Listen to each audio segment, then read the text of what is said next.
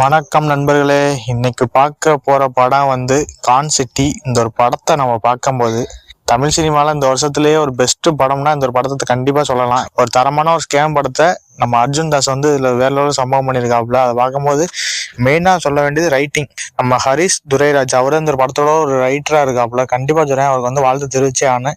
நமக்கு ஒரு கட்டத்துல இந்த ஒரு படத்தை பார்க்கும்போது இது எங்கேயோ நம்ம இந்த ஒரு படத்தோட கதையம்சம் ஒரு கதையோட மேட்ச் ஆகுது அப்படின்னு பார்க்கும்போது நம்ம துல்கர் நடிப்புல வெளியான படம் இந்த லக்கி பாஸ்கர் அந்த ஒரு படத்தோட ஒரு சாயலாவும் இந்த ஒரு படத்துல இருந்துச்சு. அதை பார்க்கும்போது இந்த ஒரு படத்தை ஒரு டிஃப்ரெண்டா இந்த படத்தை நம்ம கான் சிட்டி இந்த டைரக்டர் வேலை சூப்பரா ரைட்டிங் போட்டு ஒரு தரமான ஒரு ஃபுல் என்டர்டைன்மெண்டா அந்த படத்தை எடுத்திருக்காப்புல. அதெல்லாம் பார்க்கும்போது எல்லாமே ரசிக்க முடியாது கைஸ். அதை நம்ம பார்க்கும்போது நம்ம அர்ஜுன் தாஸ் அவர் ரொம்ப நாள் கழிச்சு இந்த ஒரு படத்துல தரமான ஒரு கம்பேக் கொடுத்திருக்காப்புல. அதெல்லாம் பார்க்கும்போது எல்லாமே ரசிக்க முடியாம இருந்துச்சு. இதுல மெயினா நம்ம சொல்ல வேண்டியது வடிவுக்கரசி மேம். ரொம்ப நாள் கழிச்சு கிட்டத்தட்ட இந்த ஒரு படத்தை பார்க்கும்போது அவரோட காமெடி சென்ஸை அழகா காமிச்சிருப்பா. அதெல்லாம் பார்க்கும்போது வடிவுக்கரசி அவங்களோட ஐட்டியும் பார்க்கும்போது ஒவ்வொரு இடத்துலயும் நம்ம யோகிபாவும் நம்ம வடிவுக்கரசியோட காம்போவை பார்க்கும்போது ஒரு தரமான ஒரு காமெடி சமமா தேட்டர்ல செம்ம ஒரு காமெடி ஒரு சிரிப்பு மலையாத்தான் இந்த ஒரு படத்துல இருந்துச்சு.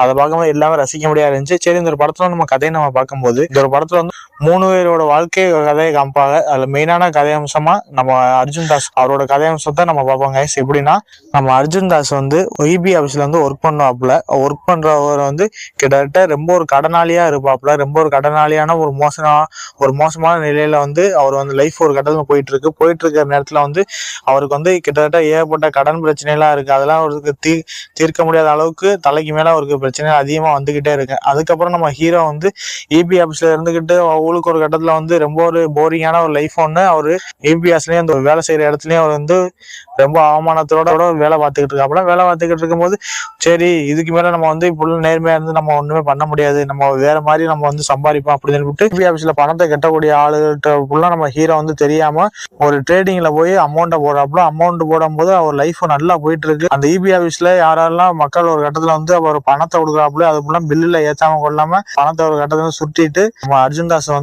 அவர் ஃப்ரெண்டு மூலியமா ட்ரேடிங் பண்ணிக்கிட்டு நல்ல ஒரு லைஃப் ஒரு கட்டத்துல வாழ்ந்துகிட்டு இருக்காப்புல. வாழ்ந்துகிட்டு இருக்கும்போது நல்லா அவருக்கு நல்ல ஒரு எப்படி சொல்றது ரொம்ப ஒரு ரிச்சான லைஃப் ஒரு கட்டத்துல வாழ்ந்துகிட்டு இருக்காப்புல. வாழ்ந்துகிட்டு இருக்கும்போது அவர் ஃப்ரெண்டுக்கு ஒரு கட்டத்துல உதவி ஒன்று தேவைப்படுது.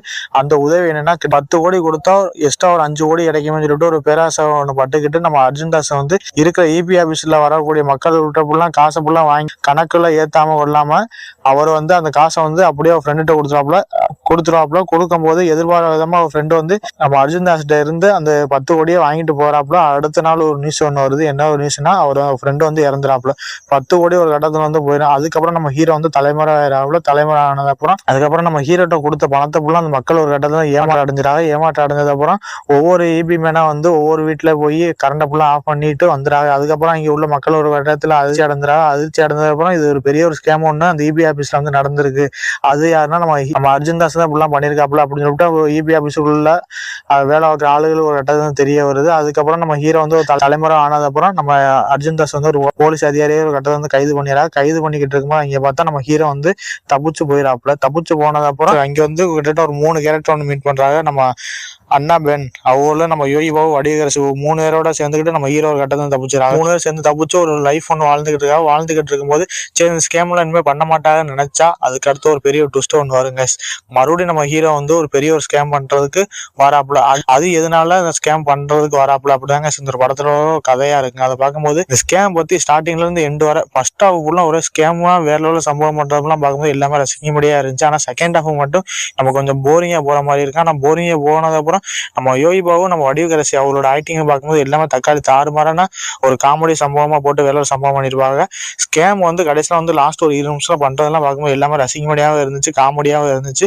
இதுல மெயினா நம்ம சொல்ல வேண்டியது வடிவுக்கரசி யோகிபாவு அவங்களோட ஆக்டிங் நீங்க பாக்கணுமே. தக்காளி தாறுமாறான ஒரு காம்போவா இருக்கு. அதை பார்க்கும்போது அவங்க ஆக்டிங்ல இருந்து எல்லாம் பார்க்கணும், எல்லாமே ரசிக்கும்படியா இருந்துச்சு. அதுக்கப்புறம் அண்ணா பென் அவங்களோட ஆக்டிங் பார்க்கும்போது வீடு ஒன்று வாங்கி தரேன்னு சொல்லிட்டு ஒவ்வொரு கட்டத்துல ஸ்கேம் பண்ற விஷயம் எல்லாம் பார்க்கும்போது எல்லாமே சூப்பரா ரசிக்கும்படியாகவும் அவ ஆக்டிங் இருந்துச்சு. அதுக்கப்புறம் அதுக்கப்புறம் இந்த படத்தை வந்து நம்ம விடிவி கணேஷ் அவரோட ஆக்டிங் நீங்க பார்க்கணுமே guys. நம்ம அர்ஜுன் தாஸுக்கு அவளுக்குள்ள ஒரு காம்போ வர மாதிரி அவ வந்து நம்ம அர்ஜுன் தாஸுக்கு வந்து சப்போர்ட் பண்றதெல்லாம் பார்க்கும்போது எல்லாமே ரசிக்கும்படியா இருந்துச்சு. ஆனா மெயினா நம்ம சொல்ல வேண்டியது அருள்தாஸ் வந்து இபி மேனேஜரா இருப்பாப்புல. அவரோட கேரக்டர் நீங்க பாருங்க guys. விழுந்து சிரியக்கூடிய அளவுக்கு ஒரு டென்ஷன் பார்ட்டியா இருக்கக்கூடிய அளவுக்கு அவர் ஆக்டிங் இருந்துச்சு. மித்தபடி இந்த படத்துல வந்து ராதா ரவி நடிச்சிருப்பாப்புல.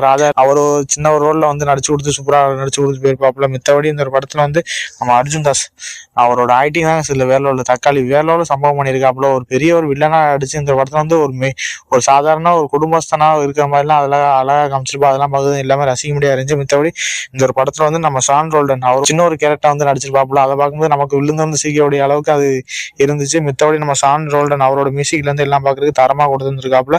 அதுக்கப்புறம் அந்த படத்தை டைரக்டர் ஹரிஷ் துரைராஜ் அவர் இந்த படத்தோட மெயின் டைரக்டர் இருக்காப்புல. கண்டிப்பா ஒரு படத்தில் வாழ்த்து தெரிவிக்கணும். ஏன்னா இப்படிப்பட்ட ஒரு படத்தை எடுக்கிறதுக்கு கண்டிப்பா ஒரு தில்லு வேணும். படம் கிட்டத்தட்ட 2.5 மணி நேரம் ஒரு ஒருத்தவளான ஒரு படத்தை வந்து கொடுத்த காசுக்கு மக்களை வந்து நல்லா திருப்தியா அந்த படத்தை வந்து கொடுத்து வச்சிருக்காப்புல. கண்டிப்பா வந்து வாழ்த்து தெரிவிச்சே ஆகணும் guys. கண்டிப்பா இந்த ஒரு படம் வந்து தியேட்டர்ல ஃபேமிலியோட உட்காந்து தாராளமா உட்காந்து பாருங்க. அந்த தமிழ் சினிமால வந்த படத்துல இது ஒரு பெஸ்ட் படம்னு 2026 கண்டிப்பா அந்த ஒரு படத்தை சொல்லலாம் guys.